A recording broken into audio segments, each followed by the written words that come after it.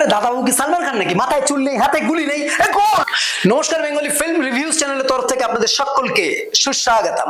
ইতিমধ্যে মুক্তি পেয়ে গেল মৈনাক ভৌমিক পরিচালিত চিনি টুর ট্রেলার। আজ আমরা সেই ট্রেলার নিয়ে আলোচনা করব আপনাদের সঙ্গে আমি তন্ময়। চিনি টু ট্রেলারটা দেখে আমাদের বেশ ওয়েল এডিটেড বলেই মনে হয়। ওভারঅল ট্রেলার অনুযায়ী যদি গল্পটা সম্ভাব্য এরকম হতে পারে বলে মনে হয় যে মধুমিতা সরকার আসছে একটা বাড়ি ভাড়া নিয়ে। সেই বাড়ির মালকিন হলো অপরাজিতা আঢ্য। এবার এই অপরাজিতা আঢ্য এবং মধুমিতা সরকারের দুজনের দুটো আলাদা আলাদা সমস্যা আছে। এই আলাদা আলাদা এই সমস্যাগুলো কিরকম?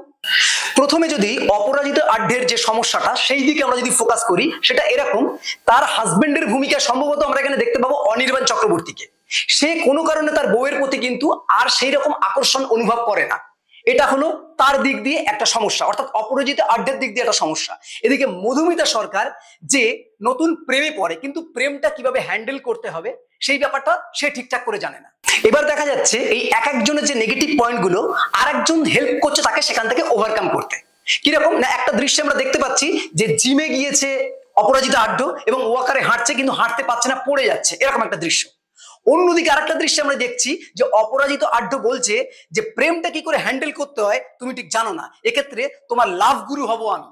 তো এইভাবে একে অপরকে সাহায্য করে কি করে একে অপরের নেগেটিভ যে পয়েন্টগুলো সেখান থেকে ওভারকাম করে একটা নির্দিষ্ট পথে তারা যাচ্ছে, এটা নিয়ে ওভারঅল গল্পটা according to the trailer. This is my prediction.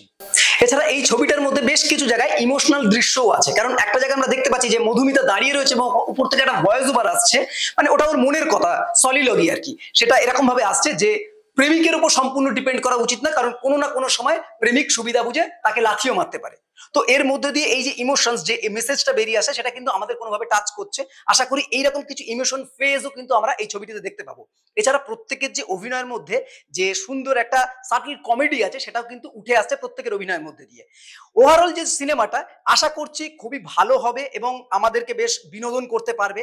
Love comedy যেহেতু, ফলে একটা রোম্যান্সের ব্যাপার এবং একটা কমেডি দুটো মিলিয়েই এই সিনেমাটা একটা ভালো জায়গা নিতে চলেছে বলে আশা করছি। এবং সর্বশেষে আরেকটা কথা অবশ্যই বলে রাখবো, এই ছবিটির মধ্যে মধুমিতা এবং তার লাভারের যে একটা কেমিস্ট্রি, এটা হয়তো খুব সুন্দরভাবে উঠে আসবে। এবং এই ছবির যে বিজিএম সিকোয়েন্স অনুযায়ী যে বিজিএম গুলো তৈরি করা হয়েছে, সেটাও কিন্তু বেশ ভালো লাগছে। তো এই হলো ওভারঅল রিভিউ। এরকম আরো নতুন নতুন রিভিউ যাতে বেঙ্গলি ফিল্ম রিভিউজ অবশ্যই দেখতে থাকুন। আপনাদের গুরুত্বপূর্ণ মতামত আমাদের কমেন্ট বক্সে অবশ্যই জানান।